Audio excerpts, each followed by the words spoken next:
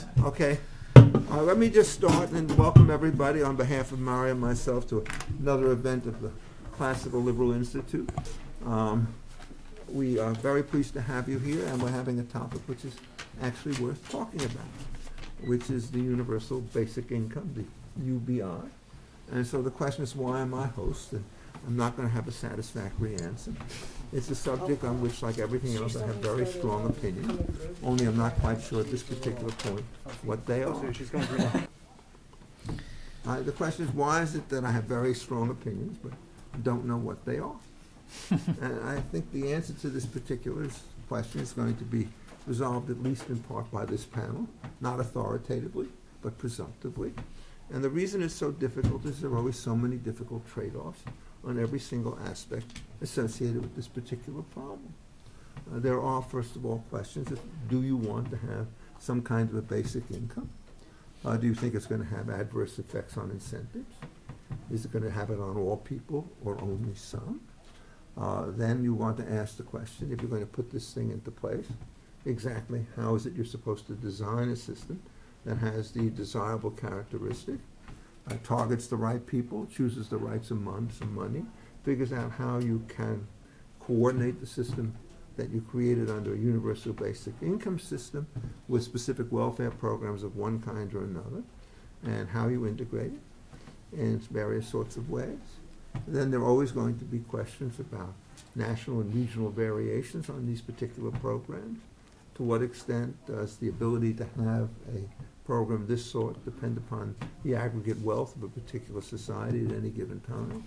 To what extent is the universal basic income something that might attract, as is often the case today, movements for having international transfers of wealth through one system or another in order to keep this thing alive? Nobody is authoritative on this, and what you do is you see, as is often the case with hard problems, you get a mixture of normative questions and empirical questions, and you're never quite sure which of the orders you're supposed to take first. And so what happens is the debate continues. I do think there's one thing that is clear, which is thus far we have things like earned income tax credits in the United States and so forth, which are basically targeted to particular portions of the population. There is more and more talk about a basic income tax in one form or another that's supposed to be universal, but as best I understand, no nation has actually thrown its lot in with that particular proposal. The other thing that I don't know whether they want to talk about, but I think is going to complicate this debate. There is everywhere in the sort of moral and legal discourse today talk about restitution or reparations for various kinds of harms. And is this something that you're going to have to coordinate with a universal basic tax? And if so, how is it going to be?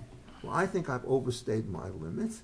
And so what's happened is Otto, who studied this subject beyond all reasonable amount of sanity, will speak for 12 minutes, not 13, and so forth. And somebody's going to keep time, probably me. But why don't you kick it off? You could come to the platform, or you could sit wherever you want. Oh, thank you so much. I think I'll sit because I sprained my knee recently. Oh, you sprained your knee, okay. But then I'll stand in your stead. Oh, yes. You have standing. I have standing, yes. No, I don't have any stand. Okay, thank you so much. Well, first of all, also as one of the co-organizers of this, I just want to also welcome all the panelists here as well on my behalf and the audience to a topic that is indeed very timely and very relevant and very unfinished. So we are here in the process of, if not finishing it, at least getting some clarity of what the issues that need to be resolved are, and therefore to get close to solving what we think about it from a both normative and empirical point of view. Indeed, what we're dealing with here is a very big idea. It's a complex idea. So what I think what we're talking about here is universal basic income, but also some of its sister variants, like a negative income tax and a few other programs that are in the sort of same ballpark. At least I consider them to be sort of part of the same conversation. And I think in order to resolve this, we need to have the interdisciplinary angles of philosophers, economists, legal scholars, sociologists, political scientists, and even anthropologists, and I'm sure others, maybe even people from the arts and everything else. So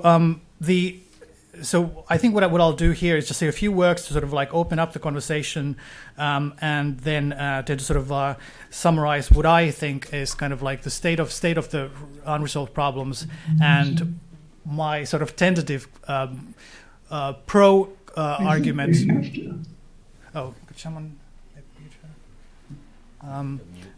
Is there a mute button, Howard, for Deirdre? We want her to be seen but not heard. At least for the time being. So what I want to make is kind of a tentative freedom-based claim for basic income as a potentially useful tool of reorganizing the basic sort of welfare state structures of society. So the issue where we have now is that in order to understand basic income, we need to understand the interaction between people and institutions, and we need to have institutional understanding of what the institutions are for, who they serve, how they are organized, and I think basic income cannot simply be sort of slapped onto existing structures, but it needs to be sort of integrated. It needs to be sort of dug into the institutions in a way. Of course, there are cash transfer programs that could be pretty easily sort of added on to a sort of sort of a modular way. But in order to have something as basic as UBI, you need to really think about the basic rules of society. So you need to think about what rights people have. You need to think about how the tax structure is formed, and how the welfare and tax authorities coordinate, and a lot of things like that. So it's definitely an issue where you need to have a lot of coordination. I think that's going to be one of the problems from a practical point of view as well. It's going to be very hard to have all those axes of coordination aligning at the same time.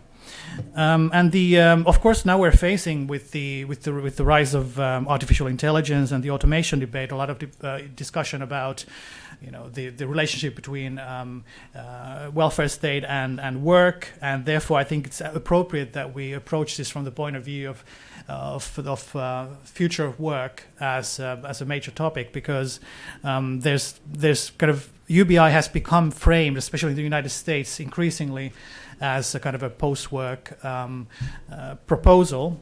And I think this is partially a mistake, or is partially kind of unfortunate that it has become so framed, because I think the idea is in a way more powerful than that and more interesting than that. And I think UBI makes sort of it's worthy of discussion regardless of whether automation proceeds to the point where we do move into a post-work society, because it sort of allows a kind of a restructuring of the agency of people, and this restructuring could have negative effects or positive effects, and I'm sure a combination of the two. But it's definitely going to impact society, even in a society where a lot of people work. It's going to make it make the incentives a bit different about what jobs are worth taking for different people. It's also going to change the bargaining positions of people a little bit, how much they have kind of an exit option from different jobs that they otherwise would have to do in order to survive and to meet their basic needs.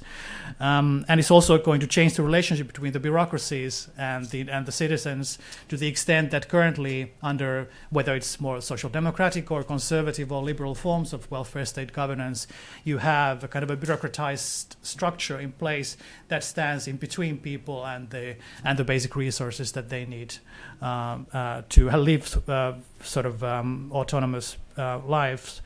And so I think the basic argument for me is really looking at the intersection of justice and efficiency claims around basic income, and seeing whether one or either one or both of those make the case for universal basic income. In the justice space, the discussion has really centered around Philip van Parijs's idea of real freedom for all as the kind of locus of discussion. But there is also kind of a longer tradition going back to Thomas Paine and Henry George, and in contemporary times, Hilaire Steiner and others who have argued for something like basic income as a kind of a means of compensating people for the enclosure of the commons and access to basic resources that are privatized. And I think there's something to that argument, but I think when we face the sort of current global circumstances, we also need to think about the sort of efficiency arguments as being equally important, because what we're facing here is increasingly globalized dynamic society in which the ability of people to find their place in that ecosystem, evolving ecosystem, is increasingly important That is, we cannot rely on kind of static models of society in which people sort of maybe have their fixed place from beginning to earth, whether it's a status society where people are born into a particular class or race or gender and therefore structure their whole identity around that, or whether it's kind of the unionist, laborist form of social democracy in which people structure their identity around kind of a single career in a single factory or single corporation. And I think, people will still be doing that to some extent, but the incentives and structures have changed to the extent that we need to be thinking more about a more fluid, dynamic way of supporting people's ability to move between jobs, between regions, between technological innovations, between lifestyle changes, between cultural and structural changes that all sort of require mobility and flexibility and adaptability on the part of people. And I think to that extent, something like UBI, in my view, might, if we can make the cost of it feasible, if we can make the institutional and political questions settled, which is easier said than done, might make some amount of sense from the point of view of supporting people's ability to really structure their own lives in a way that is responsive to kind of the needs of changing circumstances, regardless of whether those changing circumstances go all the way to an automated future. Because I think that's mostly one possible scenario. As we sort of face the sort of future scenarios, we don't know which one of those will materialize, but we do know that almost all of those scenarios involve increasing range of technological innovation, increasing range of dynamic change, and increased complexity of social organization. And managing that complexity and that dynamism will be very difficult from the point of view of relying on the either bureaucrats who sort of determine needs or determine sort of career paths or determine what people's real desires and identities are. Indeed, even identities should be to some extent left to people for themselves to define. And I think supporting all this kind of self-organization of the people from the bottom up is the primary sort of positive function of UBI well designed, at least in theory. Now, so I do think that the freedom arguments and the efficiency arguments are related, because if UBI is a tool of freedom, it is a tool of freedom of the kind that allows people to adjust their circumstances faster, and to also have a real standing, a real kind of dignified relationship to each other and to the state, in which they don't have to beg anybody for money, but also they are not in a position to sort of hijack the institutions of the state to channel excessive kind of like funds for them and their friends. But it's a system in which the basic rules guarantee everybody a certain amount of access to resources, but the rules are also meant to constrain, to some extent, the way in which the state has sort of the capacity to determine particular transfers to particular people. Now, I don't think that the UBI should be seen as a complete replacement of this range of welfare structures that exist, but I do think that from a liberal point of view, it makes sense to think about UBI as replacing large sections of those targeted and or in-kind transfers, and the precise range is, of course, up for debate. I do think that we probably need some kind of a specialized function for healthcare support, for example, because it's kind of hard to completely turn that into as part of a UBI system, and likewise for many public services. But I do think that the sort of basic restructuring would mean more resources and more structural support given to the sort of basic access to unconditional resources, and less to particularized and targeted types of programs which are subject to political warfare. 2 more minutes. Good.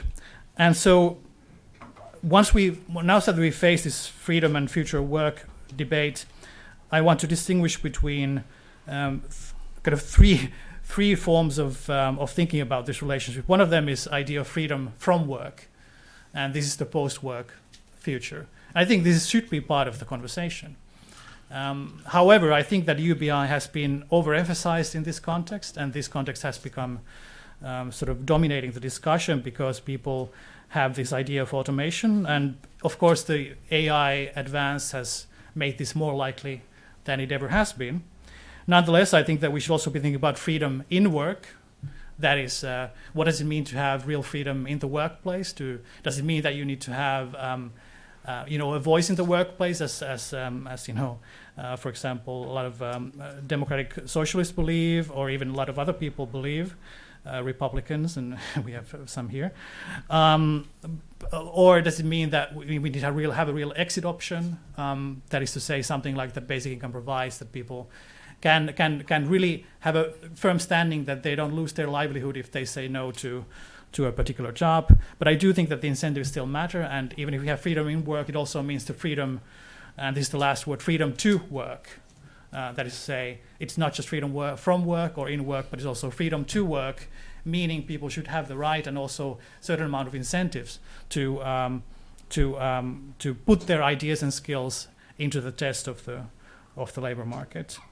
Now, so I will just conclude by saying that I think the long line of kind of interest in basic income from both the liberal camp, from the point of view of freedom and so on, and also from the left, shows that we need more than ever to find these commonalities and differences between them. Not to say that we all kind of should all coalesce around the same understanding of the world. It's not going to happen.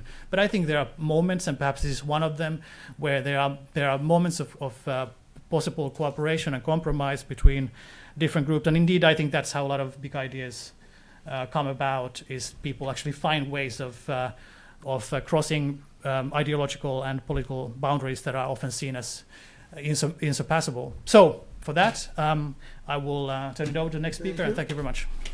Yeah. Deirdre, do you hear me? Yes, can you hear me? Yes, I was going to say unfortunately, but I'm very happy that you continue to talk. Go Well, ahead. I apologize for not being there. I would much rather be in the arms of my friends at NYU and my new friends on the panel and eat some New York food. Can you hear me clearly now? Yes, we can. Yeah. But I had a heart procedure last Friday, and each day I get better. It's this amazing new procedure where they snake something up through your arteries or veins, I don't know which, and fix the closing door of your aorta, a common problem with old people. So now I'm getting more and more energetic every day. My heart is pumping away. It's great. It's much better than being cut. But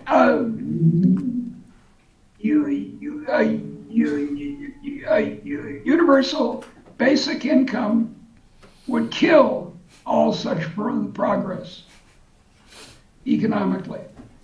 It would be a disaster, I think, in contrary to my new friend here. I'm very willing to turn over these ideas and engage in the details, as he so correctly pointed out, that the problems, if there are the problems and possibilities, are in the details, not in just throwing ideological mud at each other. So, of course, I agree with the negative income tax. James Tobin from the left, James Tobin of Yale, another Nobel Prize winner, and Milton Friedman of Chicago agreed. One of their surprising agreements in the 1950s was that if you replaced all the hundreds of programs, which even in the 1950s had proliferated since the 1930s, and then in the 1960s with the war on poverty, proliferate even more. If you replace these with cash grants, allowing people to drink it up in beer if that's what they wanted to do, or to clothe their children, which is what almost all of them would want to do, that would be a more sensible way of going about this.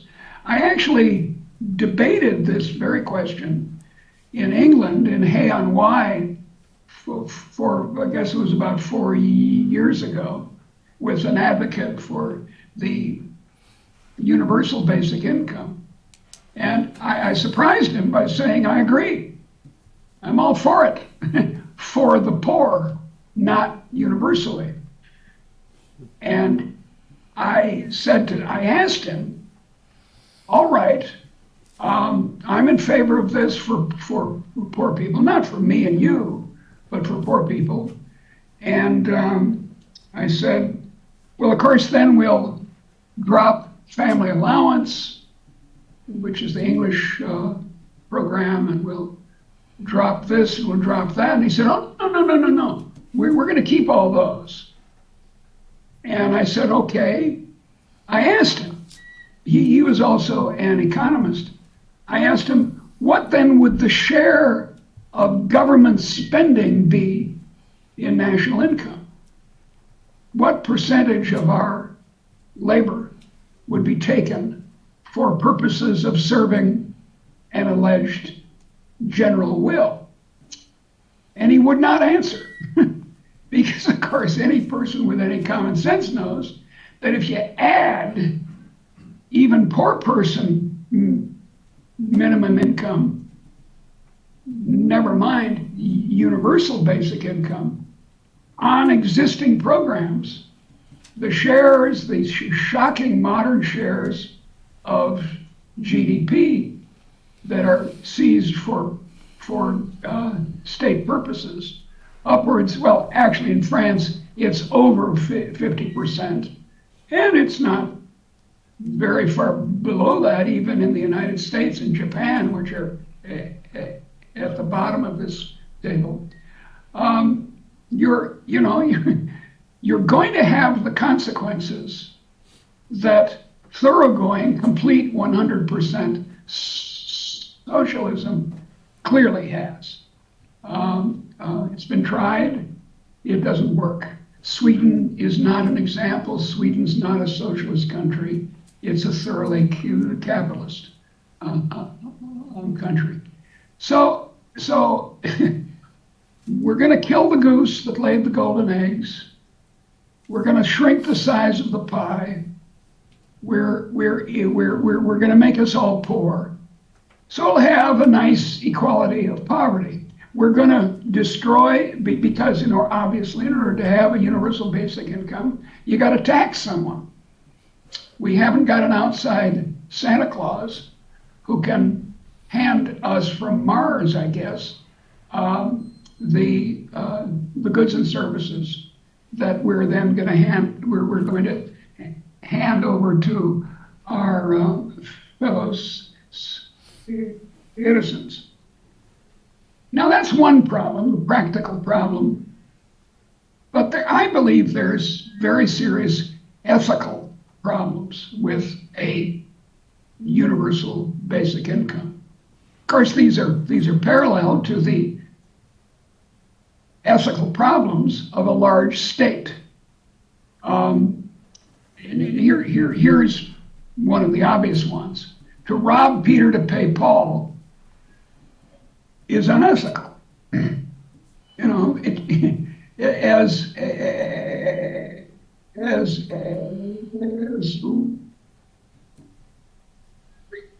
Richard once said, and I was hearing him as I always do, if that were undertaken privately, we would be horrified. Rob Peter to pay Paul? No, I said Paul the gangster is under what ethical system is that a fine idea?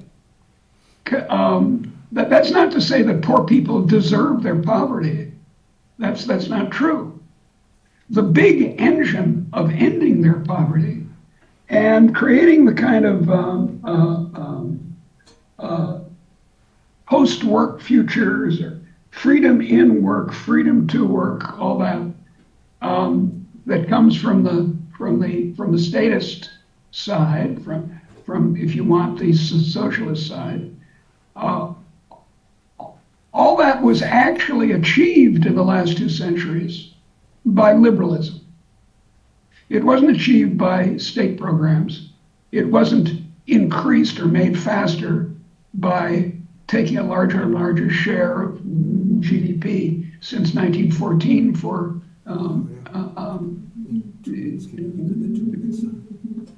state purposes.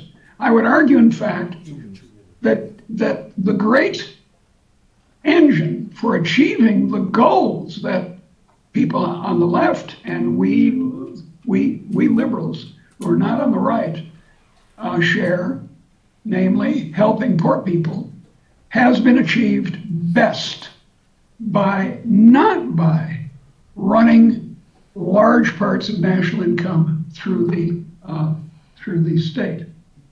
But of course, there's a rather obvious other ethical problem, which is that this is always argued, although I agree that there is also a discussion that acknowledges this, but mostly universal basic income is argued non-universally.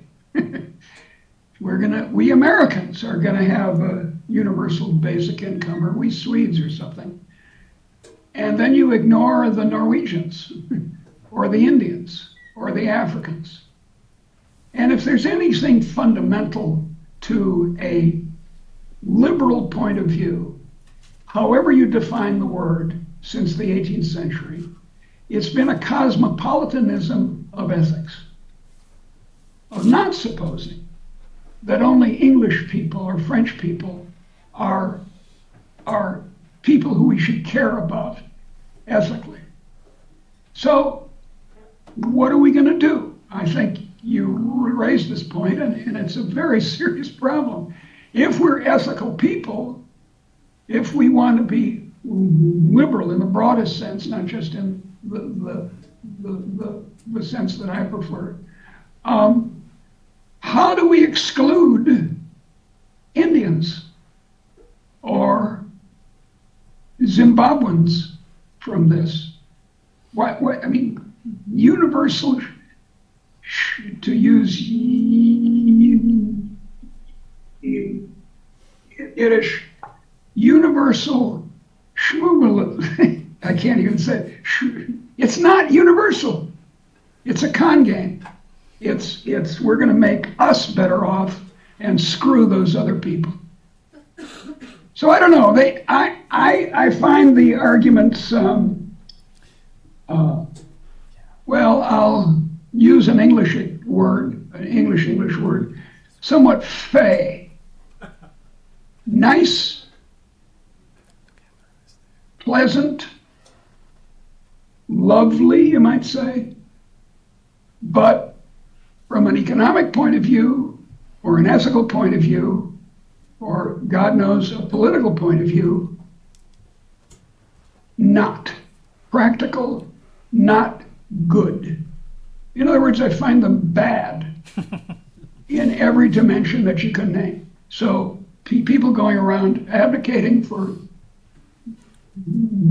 universal basic income think they're being ethical. This is a common problem of our friends on both the left and the right. They're absolutely convinced that their program, their way of doing things is the best ethically. It's not.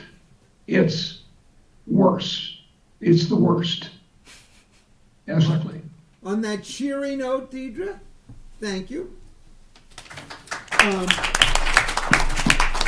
Yay! What I've always liked about you is your Come on, balance. clap. I've loved your balanced, nuanced approach. I'm ashamed to say that very often I agree with you, But on this particular occasion, I am a man without opinions or preferences. Alex, take it away. Is this on? Yeah, okay. Thank you, Richard and Otto and Mario and everyone else responsible for inviting me. I've been looking forward to this for a while. I don't often get the chance to talk about UBI outside the circles I normally talk to in political philosophy and on the left. So I've really been looking forward to this conversation.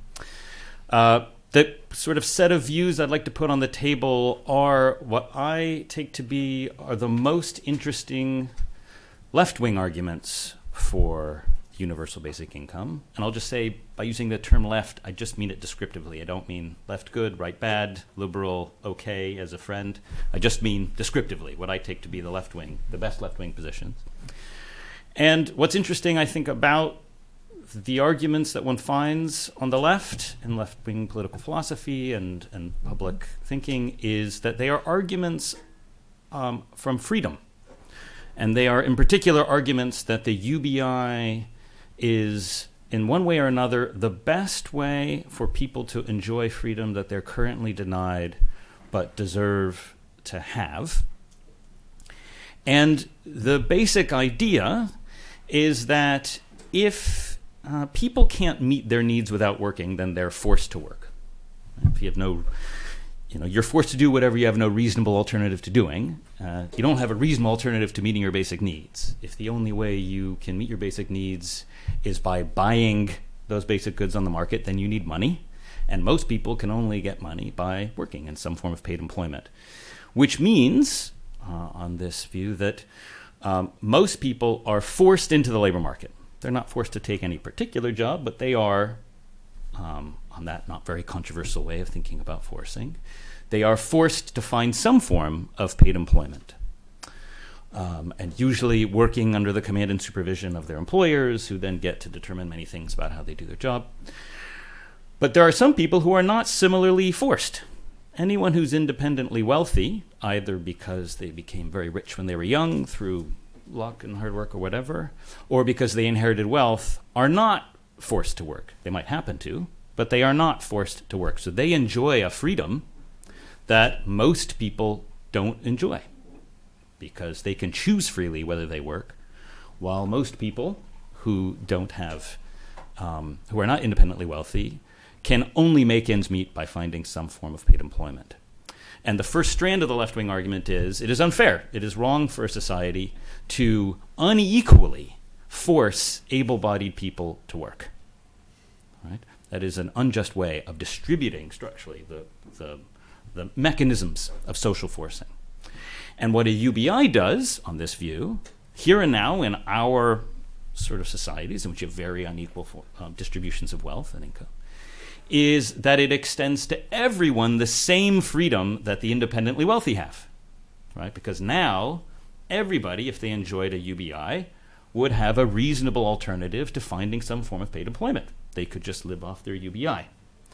And so the argument for why this is emancipatory is, I think, pretty straightforward. It's a way of distributing to everyone a form of freedom that only the independently wealthy currently enjoy. Because now everyone can meet their basic needs without working. They might then choose to still work, but they're not forced to. So that's one strand of the left-wing argument. A second strand is, never mind things here and now, ideally speaking, how should we think about work and freedom? And many will say, this is, I mentioned the post-work view. This is a common view you find, is that it is wrong to force people to work, just tout court. So the freest kind of society is a society where, among other things, nobody is forced to work. Well, what would that society look like? It would be a society in which, among other things, UBI were a central policy instrument, because, again, it would be a way in which people would be able to meet their basic needs without working, and they would enjoy ample free time to do what they like. So it's a free society in the negative and the positive sense. Negatively in that you're not forced to work, positively in that because you're not forced to work, your free time is your own. So it's up to you to do what you like. And that's sort of content-free. There isn't then a prediction about people will all engage in wonderful innovations with that free time. It's not that. That's a thicker idea. But the basic thought is that the ideal society is a free society because nobody's forced to work because they all enjoy this universal basic income. And that is why I say that these are freedom-based arguments. I mean, there is a mountain of arguments for UBI everywhere, including on the left. There are many other arguments, and it's very hard to track them all down. So I'm just focusing on these freedom-based ones because I think they're the most compelling. And I myself used to find these arguments quite compelling. I still find them engaging, interesting. I find there's something quite attractive about them. But over time, I once had strong opinions about them and now not so much. And my hesitation You're a wise man. is well, it could just be confusion.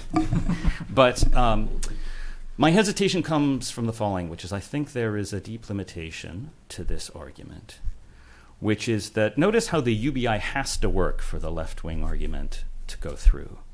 For one, the UBI has to be at a sufficient level that people could meet all of their basic needs, right? Because if you only meet some, then you still remain wage-dependent or work-dependent in one way or another to make up the difference, right? So for it to genuinely either emancipate and decommodify workers here and now in a capitalist society, or emancipate everyone from being forced to work in a future democratic socialist society, it has to be high enough that people could genuinely meet all of their basic needs. But what does that mean? It can't mean that you've just got money in your pocket, right? It only would work, a UBI would only work that way if there were goods of the right sort in sufficient quantities for everybody to be able to use their UBI to actually buy and acquire their basic goods and meet their basic needs. Right? So that means not just that they're goods, but they have to be of the right sort. It can't be yachts, luxury watches, and tennis balls. It's got to be food, medicine, and clothing. And secondly, in sufficient quantities that everybody simultaneously could meet all of their basic needs by buying them. Otherwise, if there were the right sort of goods but insufficient quantities, you would just inflate away the value of the UBI, and not everyone could actually acquire their meet all their basic needs together with everyone else at the same time. But then that means that there is an assumption, an unstated assumption, that a much larger social problem's been solved, which has at least two dimensions. One is that there are one or a number of people who are guaranteeing that the investment and production decisions are being made to ensure that enough goods of the right sort in sufficient quantities are being produced on a continuous basis. And it's unstated how that's going to happen. And secondly, that there is a sufficient labor supply to those sectors that people will actually do the work in those basic sectors to produce the goods so that they're available in sufficient quantities on a continuous basis, that people could then use their UBI to do it. Because if you've got cash in the pocket, but there aren't the right goods in sufficient quantities to buy, then it doesn't emancipate you. Right? It's not actually an alternative to going and producing the things that you need to survive, or working for a wage so you can then buy the things that you need. And so this, and in fact, on the left-wing view, we might be worried that there's a special reason to think that that problem won't get solved. Because if the main advertisement for it is that it will suddenly eliminate a form of social compulsion to work, we'll have good reason to think that when everyone's got the UBI, they're not going to show up to do the work, to produce the things that they would then consume with their UBI, but then the UBI is useless, right? So I think what's happened is a distributional cart's been put in front of the production and economic horse. If I got the metaphor right. You got it right. Okay, good. I shouldn't freestyle metaphors, but there it is. Stitch in time saves none. There it is. So now, that is the source of my hesitation about the arguments made in favor of the UBI on the left. Doesn't mean they're decisively wrong, but simply considerably, possibly wildly underspecified. But I want to conclude by saying that I don't think this is 4 minutes, guy. Great, I'll make it. I want to conclude by saying that I don't think the problem that the left faces is unique to the left. I think this is actually a problem in many discussions about the UBI, independent of political or philosophical orientation. And that's because at the end of the day, the UBI, however we more precisely specify it, is just a policy instrument. It's a way of distributing income, which means that saying what the UBI actually is and how it's going to function depends upon saying a whole lot more about the institutional context in which it's supposed to operate. And until you say things like, how are we going to be sure that enough work of the right kind is going to happen? Or how are production investment decisions going to be organized? We can't speak with any confidence about the effects of a UBI of any policy sort, because how people will use it and how they'll be able to use it depend upon all those important background questions. And on this, I find liberal and conservative, or liberal and right-wing arguments for UBI just as underspecified.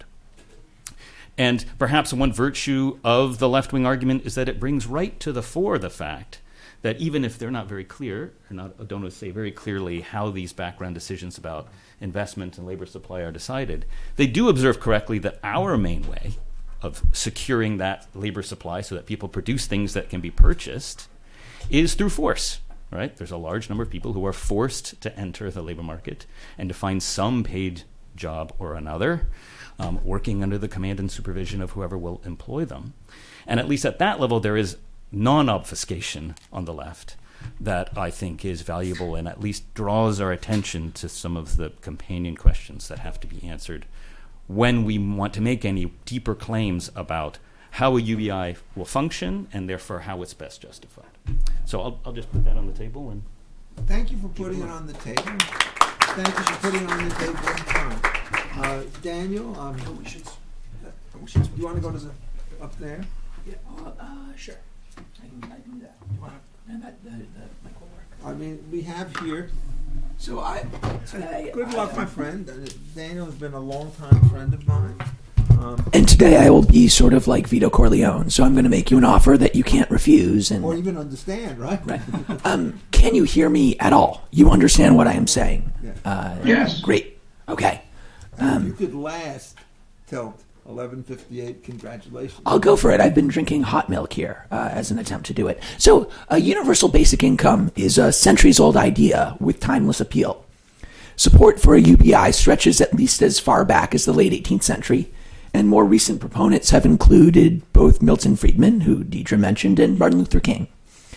Their arguments for a UBI did not depend upon artificial general intelligence, and neither will mine. While technological changes in the workplace and the economy may add to the case for a UBI, they do so, in my view, largely at the margins. As I see it, UBI and AGI are two acronyms connected by a common letter and only a little beyond that. So to articulate the fundamental case for a UBI, it's helpful to focus on each letter, though we'll do this in Hebrew in reverse order. I, income, right, refers to the idea that redistribution should primarily take the form of cash rather than in-kind benefits, such as food stamps and housing vouchers. The income idea is likely to be the least controversial of the three letters of a UBI among classical liberals who prioritize personal freedom and believe that private individuals generally know better than government bureaucrats what they need to live decent and fulfilling lives. If recipients want to spend cash primarily on food and housing, as they probably will, that's great. But in some cases, they may choose to spend their cash to fulfill needs that are as urgent as food and housing, but that the government bureaucracy might not have anticipated.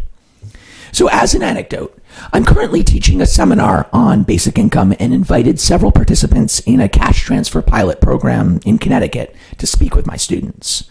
Last week, we heard from a 45-year-old man who had served decades in prison and is currently receiving $500 a month as part of a pilot program.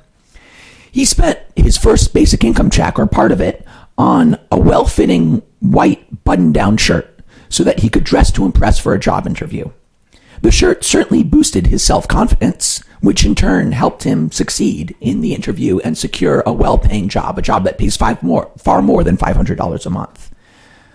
Another participant in the same program used his first $500 to pay car costs, enabling him to earn much more than $500 per month as a DoorDash driver in wealthy nearby Greenwich.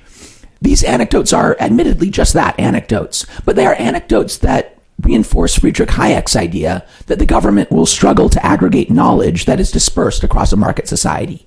Even the most intelligent and well-meaning bureaucrats dispensing in-kind benefits are unlikely to know which individuals need clean white shirts versus car muffler repairs.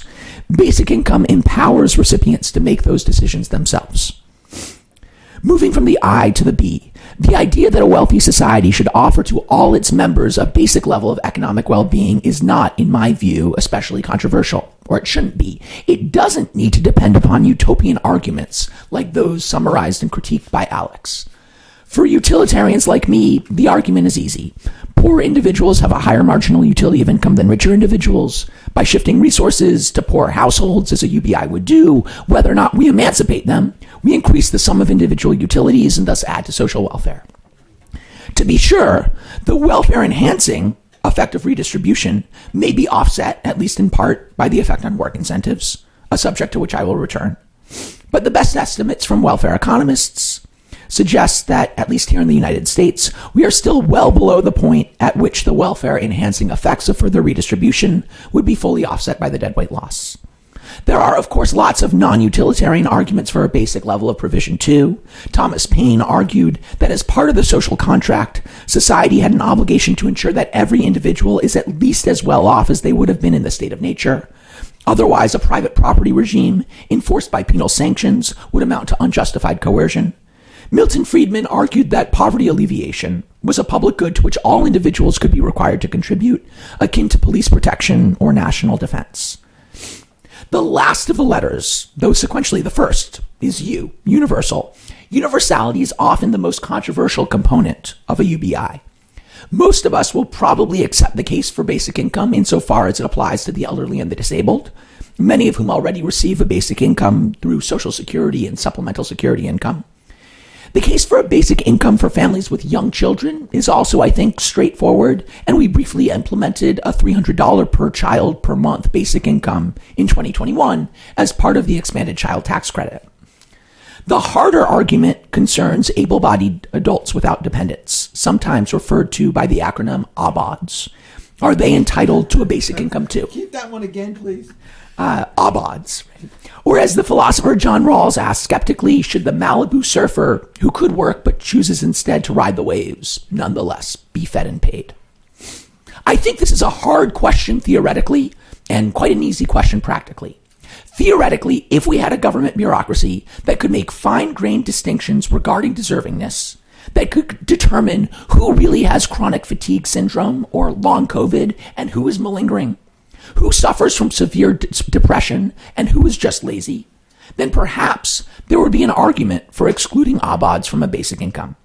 But we obviously do not have such a bureaucracy and probably never will have such a bureaucracy simply because no government can ever truly see inside a person's mind or feel their pain. What we have instead is a choice between a non-universal basic income in which benefits are conditioned on determinations of deservingness, and many of the truly deserving are excluded, or a slightly more expensive basic income that extends to ABODs. As a moral matter, I would much prefer that the Malibu surfer be paid than that the individual with a genuine but undiagnosed disability be relegated to deep poverty. To be sure, a UBI might result in marginally more individuals choosing to leave the labor force.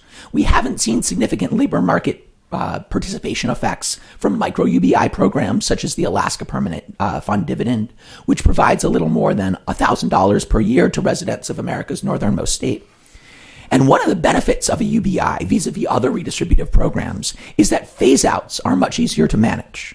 Right? We could have a negative income tax, as Milton Friedman proposed, or we could formally provide a UBI check to everyone and then finance it through taxes that gradually increase with income. By contrast, when we provide means-tested benefits, it's much harder to avoid cliff effects. Right? If you give people public housing, you can't shrink the size of their kitchen by 1 square inch for each additional dollar they earn. And when we have overlapping means-tested benefits, we often end up with some people facing stratospheric phase-out rates that really do discourage labor. So far, I've said virtually nothing about AGI or technological displacement of labor. For one thing, I'd prefer to base the case for a UBI on facts about the present rather than predictions of the future. Beyond that, I think the current climate is a funny time to talk about technologically induced joblessness, what with a 3.7% unemployment rate and labor force participation still well above where it was in the 1950s and the 1960s here in the United States. It's possible that technological change could strengthen the case for a UBI, but it also could, quite honestly, cut in the other direction. Technological change facilitating remote work makes it easier for some individuals who were previously unable to participate in the labor force due to physical disability now to do so. So maybe technological changes mean that able-bodied adults without dependents won't be able to find jobs. Maybe technological changes mean that more disabled adults will be able to find remunerative employment. There are, however, other secular changes in society and the economy that I think do meaningfully strengthen the case for a UBI. The first is the aging of our population, including biomedical developments that have extended our lifespan and lifespans in other high-income countries. The second and related development is the declining fertility rate. The result is that we will have a much higher ratio of elderly parents to able-bodied adult children. We are likely to spend much more of our lives engaged in elder care for our parents and other family members. These two phenomena, longer lifespans and a lower fertility rate, mean that a higher share of able-bodied adults will need to leave the labor force or shift to part-time work in order to engage in care work. We could, at least in the United States, import millions more nurses and home healthcare aides from lower-income countries, and while we probably should do that, many of us would much prefer to be at our own parents' side as they drift into disability and dementia, as painful as that may be to watch. Able-bodied adults will leave the workforce not to surf the Malibu waves, but to stabilize walkers and change bedpans. Robots might be able to do this, but a robot will never be as soothing a companion as a son or a daughter. The upshot is that unless we are willing to transfer our parents and elderly relatives to nursing homes and other congregate care settings earlier in the end of their lives than they would otherwise need to, we will likely need to provide a substitute or at least a supplement for market income for working-age adults in advanced economies like our own. This is not a post-work future. It's a care work future. Put another way, we may need a UBI not to contend with an exciting technological new age, but to humanely manage the much more quotidian demands of old age. So with that, I look forward to our debate. Let me comment that normally in these situations, you always worry about temporal trespass, people exceeding their allotted time to the prejudice of everybody else who would like to talk. But in this particular case... I can't hear you, Richard. Oh, you can't hear me? Oh, the only person who may exceed his time is me. But I'm not going to do that. The food has just come. And so I think before we go back to have a round of discussion within the panel, I'm going to ask some hard, I hope, questions to various members of the panel. Why doesn't everybody get themselves some lunch? And then what we'll do is we'll convene this to start talking about it. Is another 10 minutes about right? If there's any food, let's sort of get back to things we haven't for about 50 minutes. What we're going to do is I'm going to ask each a pointed question. And then when the pointed questions are over, what we'll do is have the panelists talk amongst themselves. And then when that's over, we'll open it up for general questions from the public. So I'm going to go in order. Okay. Otto, you're Mr. Enigmatic with respect to the way that this show has run, because you see all things good and bad in all things. And in effect, you'd like to imagine that there'd be some kind of convergent political equilibrium that would introduce one of these systems. So the question is, apart from sort of predicting that, if you had to guess what that particular equilibrium would look like, its salient features, what do you think they would be on the universal point and on the basic point and on the income point? Yeah, I think the equilibrium point is not exactly the equilibrium point that I would choose if I were the dictator. And thankfully I'm not. But I think what's going to happen is we're going to see some move towards UBI-like structures. I think there's a few reasons for that. One of them is the increased capacity of the state system to have access to information about sort of basic basic data, enough data to run something like a UBI system quite easily, but not enough to run a very complicated bureaucracy, which was one of the main points that Dan just made. And indeed, I think that the sort of epistemic complexity issues are among the most important ones, and they lead to the sort of need to devise some kind of a level of security, which I think is a form of securing the rule of law. That is to say, securing sort of the expectations, sort of stabilizing expectations about what people can expect. Now, the political incentives are not exactly pushing all in this direction, so I would imagine that if we get anything like UBI, it's going to come with some minimal conditions attached. I think those conditions will not be beneficial, probably, but I think that they are likely to assuage skeptics. And I also think that negative income tax, even though, contrary to what Professor McCloskey said, even though I appreciated her comments about this, Milton Friedman himself considered negative income tax and universal basic income to be the same program, such two different implementations of it and not alternatives to each other. So I do think that UBI is a hard sell. So I think we're going to get something close to it, but not exactly where I'd like to be. Okay, Deirdre. The question I ask you is, right now we do have programs that dull incentives and create all sorts of odd behaviors here, there, and the other place in the market. We have an earned income credit. We have millions of dollars in Social Security, unemployment benefits, and so forth. And the great skip of state still sort of chugs on at one bit. So given what your position is, would you want to take it the whole 9 yards and remove all of these support systems? And I'd ask it in two dimensions. One, and then replace it with a UBI, so you get rid of the ad hocery. Or two, you just get rid of them all. Because, I want to know how much of a Spencerian you are. And it's not that I want to criticize you. And in fact, the great suspense of the hour will be, if you take the extreme position, will you keep me alive with you, or will you basically force me to abandon ship? So anyhow, what are your comments on the question of rolling back the clock as opposed to simply not going it further? In this discussion, I'm in a notably false position. I'm 81 years old. You and me both, kiddo. I retired from teaching in 2015. Oh, God, no. And then I went on the Socialism for Old People, namely got all kinds of operations, 2 hip operations, paid for by young people. When I have a chance, I always say to young people, thank you very much. I'm not an anarchist, but I do believe that the state is grotesquely too large, and the universal basic income, which is not a negative income tax, it's a fixed amount to be given to everyone. Now, that's not what Milton proposed, and that Tobin proposed.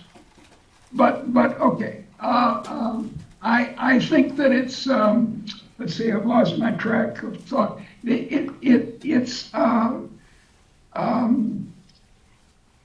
Well, as I said, it's impractical and it's dangerous.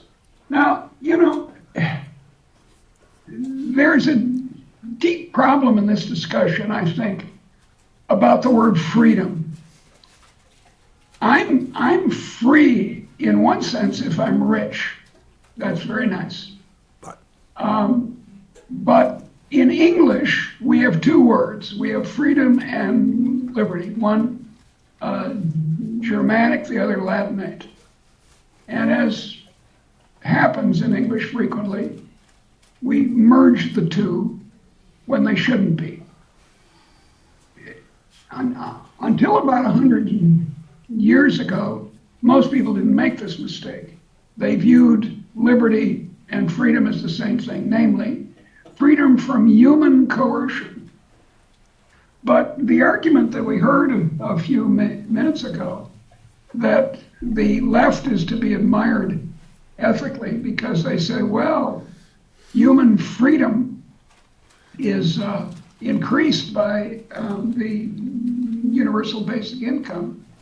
What they mean is that people are enriched, and as I said, as an economic historian, I can attest that they sure have been, but not by government redistributions of this sort. The merging the 2, which you see, for example, in Amartya Sen's work, is a category mistake, as the philosophers would say. It also involves gross misuse of the word forced. I'm now employed. Am I forced to work at Cato, the Cato Institute? No, wait. No one is forced physically, except under slavery, by another human to work. If you take the view that offers of employment are a matter of force, then the law of gravity is force, and force is everywhere. We're subject to physical laws. How terrible! We ought to rob Peter to pay Paul, or at least me, so that I can fly instead of walk to the mall. But you can see that these flabby uses of the word force and freedom are a deep problem. Yeah, by the way, the famous article that did this was an article by Robert E. Hale, right, on the non-coercive nature of competitive markets, which he wrote in 1922 and 1923, and is still the most influential and most dangerous statement of that particular provision. As an arch example of somebody who loves to talk about that, I have Alex, and my question to you was slightly in two forms. One is, you made an argument from societies that now exist, but suppose we want to make the same argument that we're now in the state of nature, and we're kind of Rawlsian types who believe that you can impose things upon folks from beyond the veil of ignorance that go beyond libertarian constraints, right? And so forth. But if you're in that particular market, you can't start with the assumption there's a stock of wealth out there that some people have, and that can then be redistributed to others in order to get rid of the disparity between the wealthy and non-wealthy. What happens to the theory when you do that? And secondly, if you're going, in the current theory where you have it, it's clearly going to be a situation where that stock of wealth is going to have to be essentially dissipated over time because there's going to be less production than there's going to be consumption. And so then the question is, there's the famous Rawlsian question, one of his few questions that I really like. He says, we have to think about this in sustainable terms, such that our generation, whoever we are, when the next generation, whoever it is, comes the thing that we have to leave them in the same state of affairs as they were before, which is actually a ridiculously minimum condition with productive growth and so forth. Right. But if we're just worrying about you, can you satisfy the Rawlsian position? So you have two questions. One question is in the state of nature. Is this, in fact, something that you could form? And number two, in the current state, is it something that you can sustain? So I'm still not sure I totally understand the first question. So as I understand the Rawlsian original position thought, not being a Rawlsian, but someone who just has to read and teach him a lot, I think I sort of get it, is that the point of the original position is we ask ourselves, without knowing where we will end up in a particular social order, how should we design the basic structure of society such that we think it's fair for us and anyone else to end up in any of the possible social positions of that basic structure? So we can't go into the original position and still knowing how much wealth we happen to have or would have in that society. I'm talking about the original position as, in this case, meaning a state of nature. Uh-huh. So you start off with everybody on some random Dworkian island or someplace like that, and you have to put your rules together. Yeah. I don't like those rules with clamshells and so forth, but I think it's a fair question to say, a libertarian will tell you, every time I give a rule which allows you to take possession of something, there are externalities, but it's better. Closer to the microphone, Richard. Oh, yes. The question is, it's probably better under some circumstances that we allow privatization of certain forms of property, but we don't think that with respect to other forms of properties like rivers and so forth, where the commons are better. And so that's the kind of world that you want to be in. So it's a world in which nobody has accumulated any wealth because where basically nobody has made any move. I see. So the position, I'm not taking a position that it is wrong for anyone to privately possess any personal property or be able to accumulate. I didn't say it. Yeah. So, but the position that I was taking is that it is wrong to create a set of property rules, as well as other rules that are relevant to this consideration, that would lead to some able-bodied people being forced to work while other able-bodied people are not forced to work. Forced. So No, yes, indeed, and I just don't agree with Deirdre. We can throw around the philosopher hat, but I just don't agree with her definition of what it means to be forced. So I think it's a pretty non-controversial view that you're forced to do something you have no reasonable alternatives to doing. It doesn't mean you have no alternatives. It just means all your alternatives are unreasonable. Somebody says that if I don't give them, if I'm walking with my child, someone says, I will shoot your child if you don't give me your money, I'm forced to give them the money. Yes. But That's not physical force. Oh, I yes, have an it is. alternative. You've got the It's gun. not. I have the alternative. I'm not being physically. No one's taking my arm, putting it into my wallet, taking it out. It's not like gravity. come on, That Derek, is come social on. That's- forcing. I mean, this is just a So plain that's- philosophical blunder. This is called the That's the old Jack Benny joke. He's No, asked by a It's mugger the to- same thing "You're as funny why in your the life." reason people Go are back forced to- to enter go the labor back to the market Romans. is for the same reason. No, If no. you have no way of meeting So your you- basic needs except by finding some money, then you're forced to find that money. It's the same thought. It's not a different thought. The reason you're in that position is because of the socially protected, state-enforced rules of property. It's a contingent social fact. It's not a natural fact. The entire legal tradition takes the opposite position. Of course it does, If you have, and should. Well, they should do more I philosophy. agree. If you have two alternatives that you're entitled to, Closer to the mic. you cannot give people, if there are two alternatives that you're entitled to give somebody a choice between two things when you're entitled to have both is a form of coercion and has been recognized as such in every legal system from the beginning of time. It is because you have a coercer out there who's trying to put things on you rather than nobody. So let's just put that aside for the moment. What about your views on the sustainable question? Yeah. So on the sustainable question, as I understand it, Rawls calls it the just savings principle. But I think it's better understood in terms of the freedoms that everybody deserves in a just society, is that those are not freedoms that just the living deserve, but the level of production at minimum has to remain sufficient over time that future generations would at minimum enjoy the same liberties and not fewer. So it's true that any property regime that would lead to just the using up of existing productive capacities so that future generations would not even be able to enjoy the roughly similar consumption, production, and work opportunities as the present generation would be unjust. But that's a standard. I don't see that as a particularly problematic Then point what's of the view. level of wealth? Under that system, how much is the sustainable level of wealth that you could transfer without running disposition? And I'll ask you this because I'm going to ask it later of Daniel. He started at a figure of $6,000 a year. What's the figure that you would start at? Oh, I see.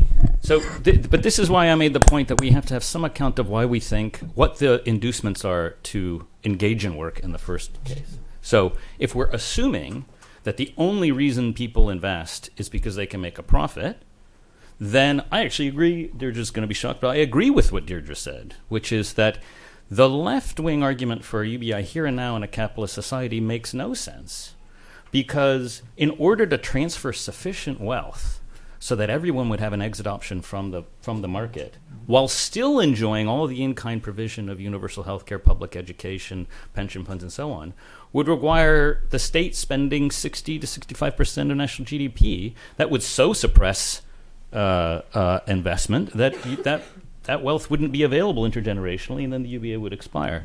But that's because of the set of incentives that exist here and now for people to engage in production. But if you have other views about why people would engage in work and how people could get access to capital, then there's no reason in principle to think that just because you removed the economic compulsion to work, people wouldn't still go to work. But you need some account of why people do all kinds of work, not for the immediate monetary reward that it brings, but because they want to engage in experimentation and innovation, engage in collective productive activities with each other. They still need capital to do it, but they don't do it for the monetary incentive. But you need to give some plausible account of why people would still do enough of the work that has to be done, as well as the other innovative work that I know Otto cares about, and which I care about, that they would do even if they aren't compelled to, or even if they don't have a financial incentive to do so. But I don't. But those are separate questions, and that's why I think I'm not convinced that the pragmatic case for a genuinely universal basic income here and now is in any way feasible, because there would be such massive resistance from the people who invest for the sake of profit that it would either collapse or they'd stop investing. The incentives wouldn't be there. Okay, Daniel, then the questions I have for you sort of as follows. I mean, you talk about this, and the number that you gave was $6,000, which I think is certainly sustainable as a number in terms of the cost of giving it, collecting it. But the question is it sustainable in terms of the kinds of lives we want people to live? And the second question related to the first is, one of the things I've always liked about the way in which you do this stuff is you start thinking about things in terms of a general equilibrium. And so what suppose we were to do is now look at the employment markets and ask what's going to be the case for the $6,000 grant or the first $500 if, in fact, what you did is you had a much more fluid banking system to allow for various kinds of loans, so that what you did is you didn't give this fellow money. What you gave him is a credit card. And then what you did is you removed various barriers to entry in the labor markets of one sort or another. So the two questions: what's the amount that you would want if you consider the system in isolation, and whether or not your views on this are going to alter if we make the kinds of major changes in credit markets and in labor markets, which are certainly within the feasible set of what's going on, because they don't involve transfers. They involve, probably, if anything, an increase in the total size of the pie. So existing UBI pilots or basic income pilots tend to hit upon either $500 a month or $1,000 a month. So $6,000 a year or $12,000 a year.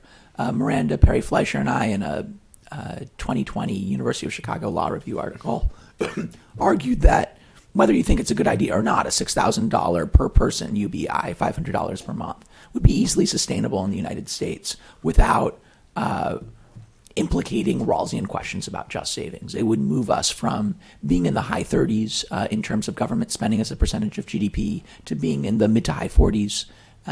We would go from being toward the bottom of the OECD in terms of the percentage of in terms of government spending as a percentage of GDP to being slightly above the median, but not at the top, still well below France.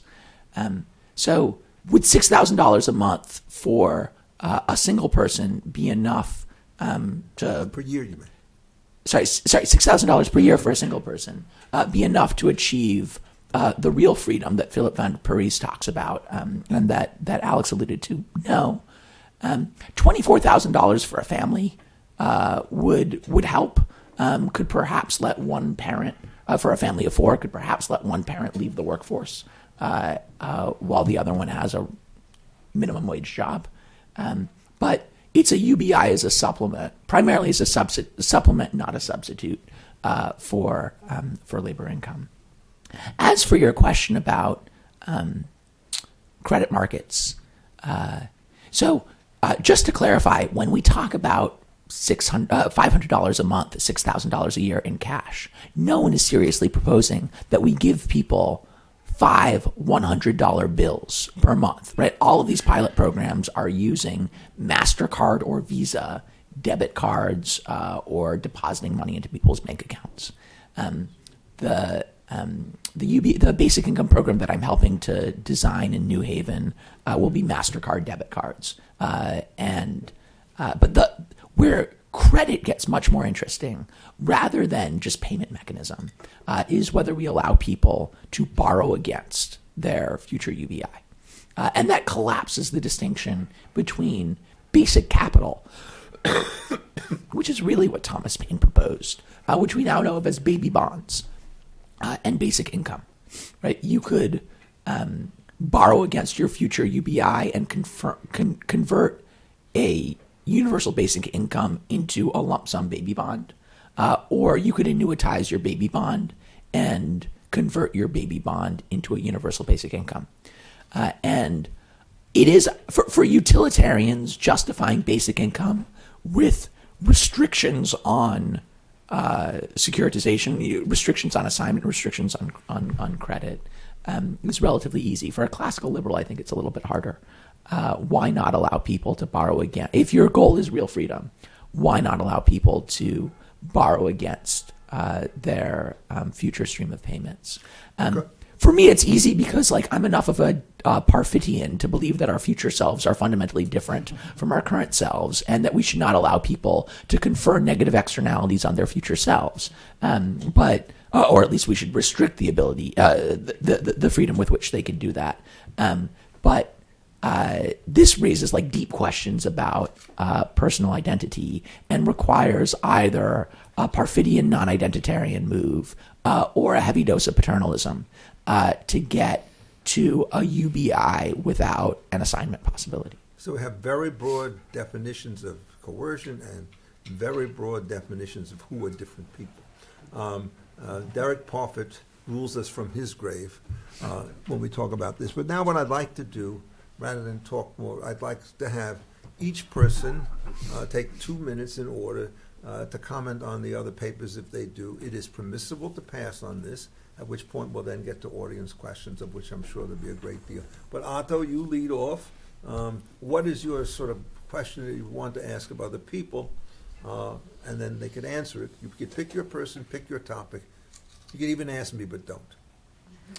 Okay. I really want to just hone in on the point that I think the arguments from the point of view of equal freedom, which are kind of very Spencerian. I mean, Spencerian concerns, going back to the roots of classical liberalism, they don't univocally or clearly articulate a clear position on this issue.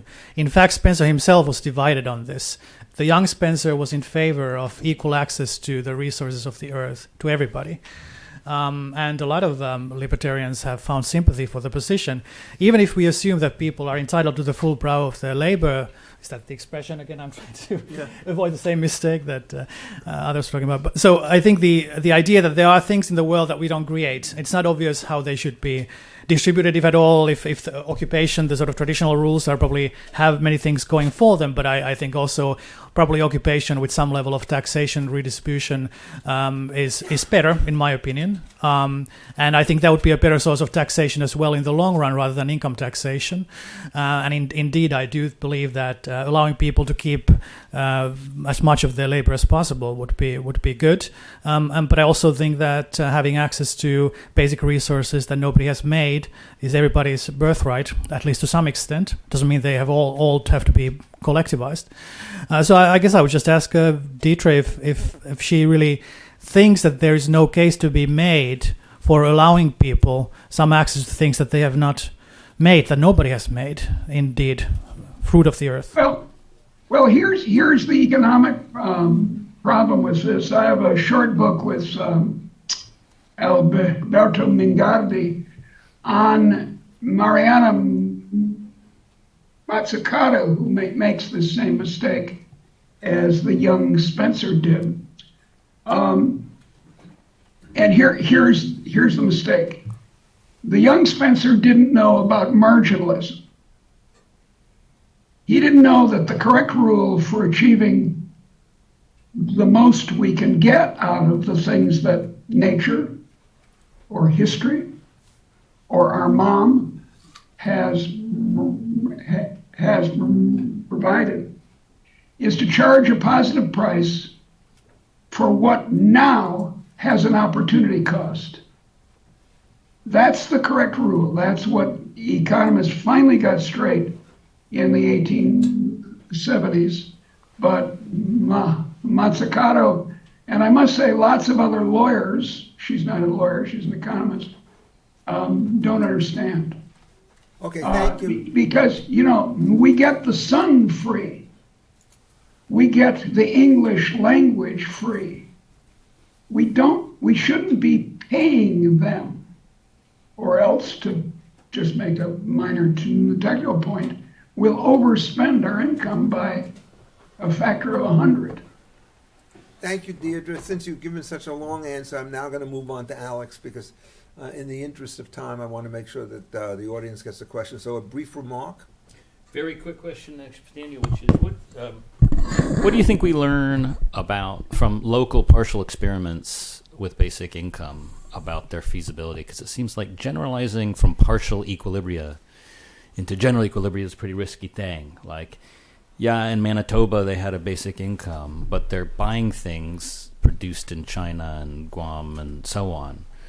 And so I wonder what we do and can't say confidently about how a UBI would work on a national or global scale, which is, I think, the ideal, based on pilot programs or local ones. Great. I think, first, $500 per month for everyone in the United States. We're sure that will probably be modestly inflationary, but we can project inflationary effects, and what we learn from a pilot is going to tell us nothing that we can't learn from the macroeconomic models. What I think the pilots have taught us, which many of us intuited, was that people would spend their money primarily on food and housing. And we kind of know that now. Not everyone spends on food and housing, and some people cash out from the debit cards, and then we can only rely on self-reports to know what they spend it on. They don't say they spend it on opioids or tobacco, but who knows? Right? Where I think municipal pilots, it's really interesting that in the United States, support for a UBI at the municipal level is so strong that we have mayors leading the charge, even though I think we'd probably all agree that the one sensible level at which to have a UBI is the national level, not the state or local level. The most promising pilots are not really UBI pilots, they're cash transfer pilots. And they're looking at particular populations where cash transfers might make a big difference. So this is individuals who are coming out of prison after having served their time. Does giving them $500 a month reduce recidivism? I would like to know that. Right. And I can imagine that being scaled if it turns out that it does reduce recidivism. We'd have a conversation about Beckerian deterrence effects, sort of ex ante. But that's the sort of conversation that we'd be having. Does giving women in, not exclusively women, but primarily women in domestic violence shelters, $500 a month, reduce victimization? We have some sort of natural experiments suggesting yes, but that's the sort of thing where I can imagine a policy being implemented. Vancouver, British Columbia, had a pilot where they gave 7,000 Canadian dollars to people in shelters. And they found that reduced their shelter expenditures over the course of the next 12 months, that the city sheltering people was just so darn expensive that you allow people out of shelters to maybe bunk in conditions that would not meet the municipal regulations, but are perfectly adequate for them, or preferable to them from their perspective than sheltered housing. It turns out to be if that's budget neutral or better than budget neutral for a city, then a city plausibly might do that. Great. Yeah. Now, I think we should open it up to the general audience. Mr. Mario Rizzo, I think he has a question. You may ask it. Thank you. I guess I have just 2 points to make. First of all, when we're talking about values, as we were for much of the ethical aspects of this issue, given that we live in, to coin a phrase, a pluralistic universe, there are many different kinds of values. Let me quote St. Paul, "He who will not work, neither shall he eat." Now, the interesting part about that is that it serves to firmly make the connection between production, valuable things in the world, and the work that needs to be done to do it. I think that UBI runs the risk of severing that connection. Somehow money just comes. And it's not money that's just coming. And presumably it's goods and services that are produced by work that is just coming. But from the individual's point of view, it looks like it just comes. And I think that's a bad signal to send.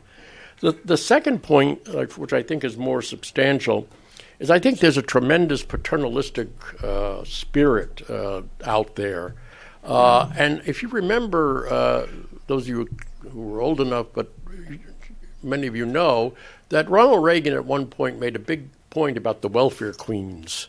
And what they were, they were on welfare and they were spending money and doing things that were socially looked down upon. And the first, all you need is a few examples of people taking universal basic income and neglecting their children and spending it on, all sorts of things for themselves or drugs or whatever to ruin the whole system. It's be a disaster. So I don't think it's really possible to separate the universal basic income from the provision of specific services that we do now. And so it'll just be on top of all of that, and still with the problem of what people do with all of this. One Venezuelan murdered somebody recently, an immigrant from Venezuela. And, it's all over the news as a big problem of the migrants coming to the United States. So all it takes is one person to do something outrageous, and it just dissolves the whole system. So I think those are important points. Anybody want to comment? Can I just make a small comment? Yes, absolutely. Just I do too. two very small comments. One on, you've got to work for your bread. It's funny to me that no one makes the same point about inheritance. So if that's a normative objection to UBI, then it's an objection to being able for people just to be able to inherit wealth that will allow them to live off the dividend and interest income from their trust funds as well. And it means we should confiscate that form of wealth because it's distortionary and unfair. You should have to work for your bread. So, but somehow in the UBI discussion, only UBI is criticized for that on those grounds. Secondly, I was just unclear about whether you were making an objection or just an empirical prediction about that. So is the problem UBI is wrong because people are justified in seeking out one bad apple and saying that's why the whole thing's wrong, or just it's unfeasible because that's just how people will tend to respond? Okay. My second point about paternalism is it's unfeasible in view of the paternalistic spirit, which I think is out there. And it's not just the point about one case. I mean, that's a separate point. But there is a paternalistic spirit, and I don't think people would find it acceptable once they get information about how people are spending this money, that will be a problem. And so it's a practical issue. It is a serious problem, which is why generally welfare grants have traditionally been conditional upon spending it, and often have not been in cash but have been in kind.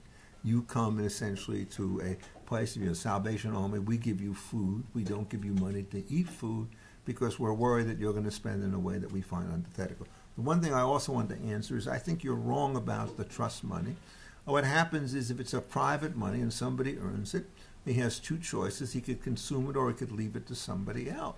And if what you do is you announce that you can't inherit it, what you're going to do is to encourage massive consumption by people before death. And so you get rid of the inheritance model. What you're going to do is you're going to screw up the creation model one way or another. And indeed, it's not just transfers at death.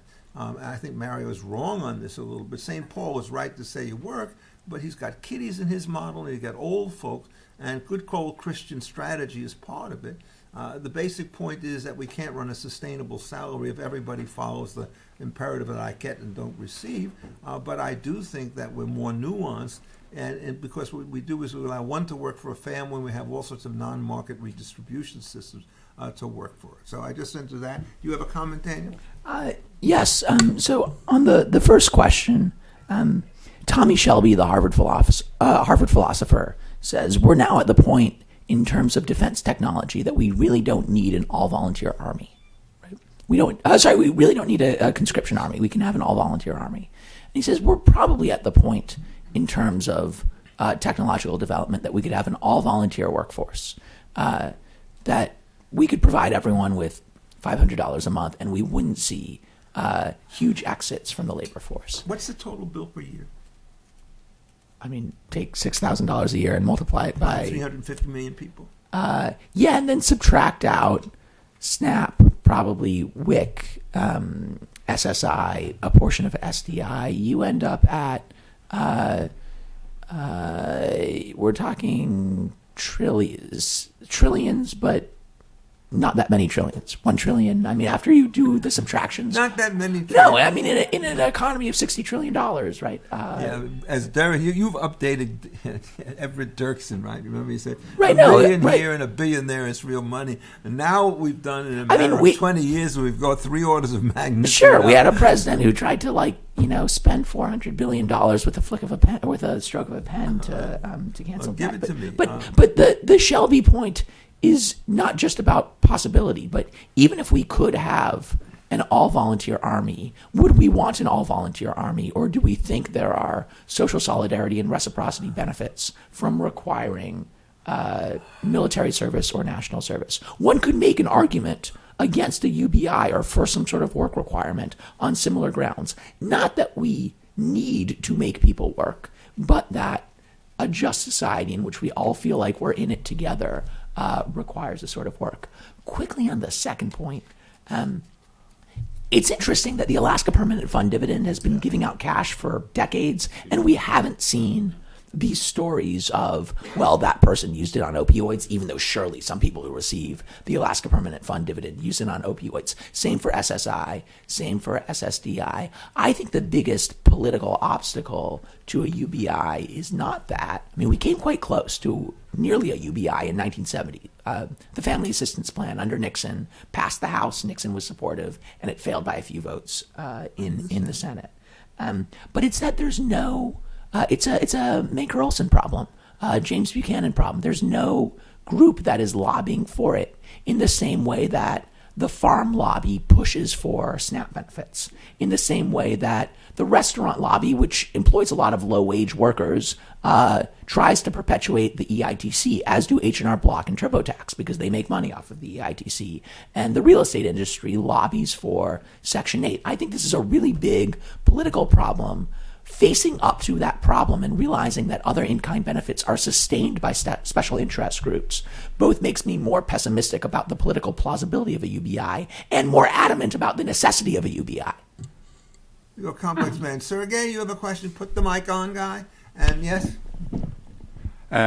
Okay, so I have, I think, 2 questions. The first one is, I believe that UBI should be framed not in terms of freedom, philosophically, but in terms of power, because what we really do when we give money to people is that we give these people some token of power to command the industry, to produce goods for them. So this is what the real meaning of giving money to people is. And I think that once you frame it in terms of power, not freedom, it's a very fair question to ask why people deserve this kind of power if there is no, first of all, no contribution to industrial base which produces this kind of goods. And secondly, there is no responsibility attached to this power. There's no what? Responsibility. Oh, responsibility. Yeah, so this is a difference from inheritance because, okay, you get inheritance, but you squander it and you will not get any further inheritances. With UBI, you will get checks every month, irrespective of what you do with them. So there is, so UBI is essentially a proposal to give people power without responsibility. I think it's a very big philosophical problem. So it's the first question. The second question is, I think the major reason why welfare state exists in its current form, it's because it produces workplaces for bureaucracy. So that's, I think, the major reason why it exists politically. And I'm, let's say, very skeptical about any kind of idea, any kind of political idea that would not produce any further workplaces for bureaucrats, because bureaucrats are people who are ruling our world. And my second question is, why do you think that it's politically feasible to that there is any political feasibility in the idea which essentially promises to cut off bureaucratic jobs? And don't you think that there is a real danger that bureaucrats will essentially hijack this whole UBI system? And firstly, they of course will not ever cancel any other programs. It will be just slapped on top of all the other programs. And secondly, I'm pretty sure that they will find a way to turn this proposal into into another source of workplaces for them, because that's what we did with every single reform ever passed. This is going to be Russian against Finn. Yes, Can Otto? can I answer some of this? Oh, yeah. Go, Deirdre, and then Otto. Well, very interestingly, in 1917, Lenin quoted the same passage that Mario quoted in First Thessalonians. They weren't working because they expected the second coming any day now, which of course it would be irrational then to work. But there is a massive amount of evidence that I'm not sure people think about very much in how rich people behave, and that provides us with a lot of evidence about these incentives. Will people work without income? Well, here are a bunch of people who do or do not work with large amounts of income. Otto? Yes, so thank you. Very briefly, just responding. First of all, I think the bureaucracy case is indeed one of the feasibility issues. I mean, it's just as the paternalistic instincts of the people, But I don't think these are reasons against pushing for a better system just because we happen to live under a set of incentives that are hard to overcome. But I think the former issue again is very important. So I think why should we care? I think actually we should understand that we all benefit a lot from giving people more power of action. You call it power, you can call it freedom, to able to determine their own lives. And to do that, actually something like guaranteed access, rather than trying to enforce the St. Paul principle of requirement of work, would actually perhaps contribute more to society, where actually we trust people enough to be able to produce that. And it's not replacing wage income. It's 500 or 1,000 a month. We'll still leave a lot of room for incentives on top of that. Yes, question? Yeah. Put the mic on. Okay, so I wanted to go back to the point, who would produce the goods and services that we would need and we would buy with the basic universal income. Because I totally agree that people work for many different reasons, not only to gain income, but also that if we have this system, like across the board, then probably maybe people's attitudes and perceptions about whether to work or not will change. It's not, static. It could evolve, and we don't want people to feel the suckers as the one who's doing the work for others. And I also think that the sums that were raised here, like $500 a month, $1,000 a month, seems to me way, way, way beneath what people would need to really be able not to work. I mean, I was just thinking about buying toilet paper in here in Greenwich Village. It's like 5 times more from the countries I came to. So the sums would have to be high. So I was wondering whether in this kind of debate, the idea of work share was raised, that maybe we could not have this ideal of not working at all, but maybe if we share the work, I don't know if shifts or years, maybe everybody would have to work a little bit, but much less than today, have more free time, and it will be more egalitarian and more sustainable. I go crazy with no work. Does anybody have a brief comment, Alex? And then I want to take Pedro. Oh, Pedro, ask your question, guy. No, I think you're so learned, guy, that you can speak. We'll save it for me. No, thank you for the panel and the debate. Mine is mostly a selfish question. Like where do migrants fit in that spectrum? Like, for instance, would I qualify? I've been here a few weeks. Would I get the money? Yeah, I mean, the microphone. If to repeat the question, you're saying whether or not eligibility is given to the casual sojourner. Exactly. What's the eligibility for that? Okay. How someone else? If you're not born here, I just come and then? How do I fit in that spectrum? Look, guys. Go ahead. Look, Go ahead. I'm quite disturbed that the only female voice has been ignored. Could you please answer her question? I was planning on I- answering her yeah. question, Do please. but we were just trying to get Go a few ahead, questions in dear. at the same time. Okay, go Answer ahead. her question. Okay. Go right I'm ahead. sorry. Well, I wrote an article on precisely this question, which was the follow-up was, well, once we have to figure out how we're going to decide what needs to be done, and some necessary labor has to be performed, then a prior question is, what is the fairest way of sharing the necessary labor that has to be done? And I support a version of we could call it shared labor socialism rather than post-work socialism on precisely May I those ask grounds. what that means? That people would have to do roughly equal shares of the necessary but burdensome labor. Because How it do is you- wrong to force some people to do all of that or spend all of their lives doing that necessary but burdensome labor. Do you take into account differential productive abilities? Some scholars produce one article a century. yeah. Others produce one a day. No, I agree. Well, do we think that's necessary? No. Okay. No, I don't think you have a right to your natural talents per se. So I don't think that you get to just reduce the amount of labor that you perform just because you happen to be stronger or smarter. I don't see why that should relieve you of sharing in the same civic duties as everybody else. That denies comparative advantage. It denies It does. marginalism. It denies every human right. I mean, it's an appalling view that because you are probably, it's high likelihood, more intelligent than I am, But I these views know own this. part of you.